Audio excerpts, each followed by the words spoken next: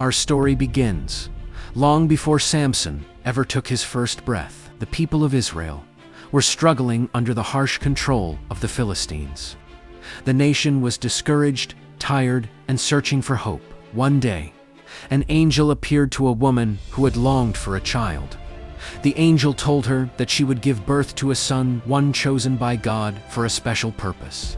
He would begin to save Israel from the Philistines. But this child was to live differently. He would be a Nazirite, dedicated to God from the start. That meant no cutting his hair, no drinking alcohol, and living a life set apart.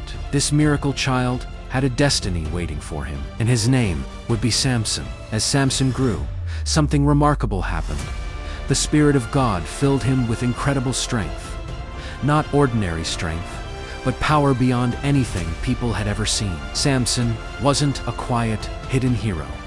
His strength showed up in bold, dramatic ways. In one encounter, he tore a lion apart with his bare hands.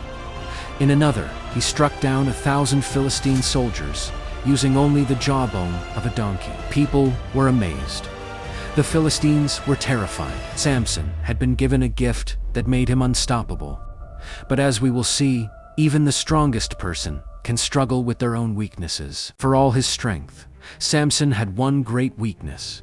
His heart often led him into trouble. He fell in love quickly. He trusted too easily, and he struggled to follow the path God had set for him. Samson's choices sometimes pulled him away from his purpose. Instead of standing apart from the Philistines, he often found himself drawn toward them, especially toward women who didn't share his faith or values. His relationships put him in danger again and again. And one day, this weakness would lead him into the greatest test of his life. Among all the people Samson encountered, one woman stands out: Delilah. The Philistine rulers approached her with a mission. If she could discover the secret of Samson's strength, they would reward her richly. And Delilah agreed. She asked Samson again and again, "What makes you so strong?" Each time, Samson gave her a false answer. But Delilah was persistent and wore him down day after day. She pressed him, pleaded with him. Finally, Samson revealed the truth. His strength came from his dedication to God, symbolized by his uncut hair. Delilah waited until he slept. Then she called someone to cut off his hair. When Samson woke up, his strength was gone. His greatest gift had been taken, and the Philistines captured him easily. The Philistines humiliated Samson.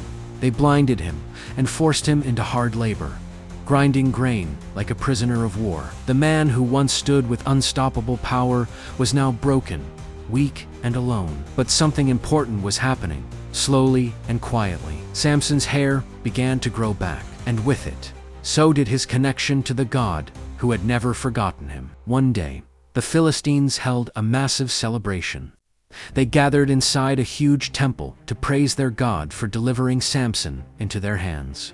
They brought Samson out to mock him, not knowing that his hair and his dedication had returned. Samson prayed a final prayer. "Lord, give me strength one more time." Standing between the two main pillars of the temple, Samson pushed with everything inside him.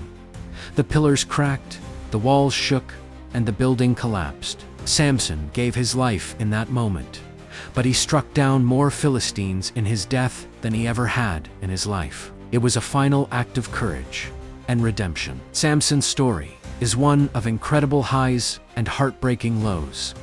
He was gifted with extraordinary strength, yet struggled with ordinary temptations.